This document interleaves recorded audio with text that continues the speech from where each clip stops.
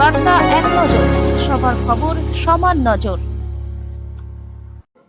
দক্ষিণ চব্বিশ পরগনার আনন্দপুর অঞ্চলে ভয়াবহ অগ্নিকাণ্ডে ভস্মীভূত ভগ্ন স্তূপ থেকে পুড়ে যাওয়া নমুনা সংগ্রহ করতে আসেন গোয়েন্দা দপ্তরের আধিকারিকেরা। পরীক্ষা করতে এলেন পুড়ে যাওয়া ভগ্ন দৃশ্য অঞ্চলে ঘুরে দেখলেন। আনন্দপুর থেকে অরুণ লোধের রিপোর্ট, বার্তা এক নজর। এই সোনারপুর উত্তর বিধানসভা কেন্দ্রের বিস্তীর্ণ অঞ্চল জলাভূমি হিসেবে রয়েছে। এখানে যে গোডাউনগুলো রয়েছে সেই গোডাউনগুলো আপনারা কি খবর পেয়েছেন?